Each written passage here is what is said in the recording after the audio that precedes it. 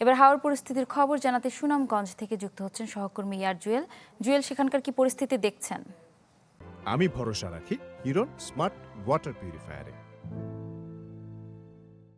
পরিস্থিতি যদি বলি, গেল কয়েকদিনে কিন্তু টানা রোদে কৃষকদের মধ্যে কিছুটা স্বস্তি ফিরেছে। তবে কৃষকের দুর্ভোগ এখনো কিন্তু কমেনি। কারণ কৃষকরা গেল কয়েকদিনে যে দুর্যোগ এবং যেই ফসল নষ্ট হয়েছিল পানিতে, সেই ফসল কিন্তু আ অনেকেই তুলে আনতে পেরেছেন।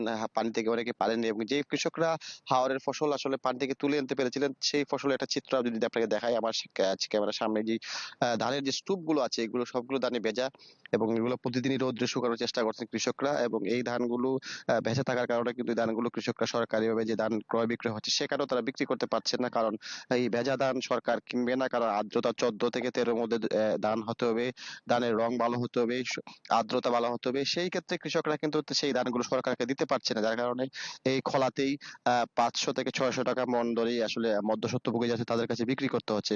এবং এখনো যদি আরচিত্র দেখায়, এখনো কিন্তু হাওরে অনেক ধান রয়ে গেছে। এই ধানগুলো কিন্তু কৃষকরা কাটতে পারে না অনেক শ্রমিক সংকটের কারণে।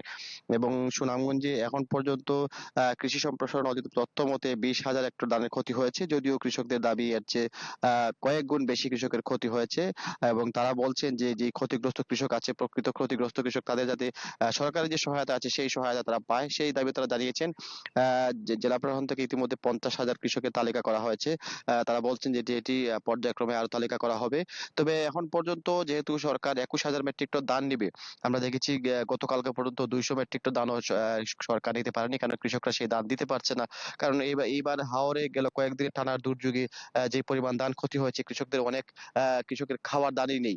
যার কারণে কিন্তু কৃষকরা সেই ধান এখনো দিতে পারেনি, এবং এখনো কৃষক শ্রমিক সংকট রয়েছে। তবে স্বস্তি হচ্ছে যে গেল কয়েকদিন রৌদ্রোজ্জ্বল আবহাওয়া থাকার কারণে কৃষকরা তাদের যে ধানগুলো ভেজা ছিল, চারা গজিয়েছিল, সেই ধানগুলো শুকানোর চেষ্টা করছেন, এবং তারা প্রতিনিয়ত সেই কাজগুলো করে যাচ্ছেন।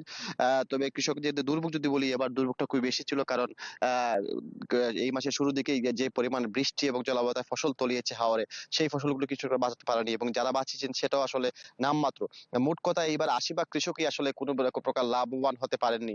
যাদের ক্ষতি হয়েছে, একদমই ক্ষতি হয়েছে, যারা কিছুটা তুলেছেন সেটা নিয়েও আসলে দুর্ভোগে আছেন। যদি রৌদ্রোজ্জ্বল আবহাওয়া অব্যাহত থাকে, তাহলে হয়তো কৃষকরা সেই ধানটুকু শুকিয়ে সরকারকে দিতে পারবেন, নতুবা আসলে এই হাওর অঞ্চলে কৃষকদের দুর্ভোগটা আসলে দীর্ঘমেয়াদী হবে। ধন্যবাদ আপনাকে। দর্শক, হাওরে বন্যা পরিস্থিতির খবর জানছিলাম সুনামগঞ্জ থেকে যুক্ত হয়ে।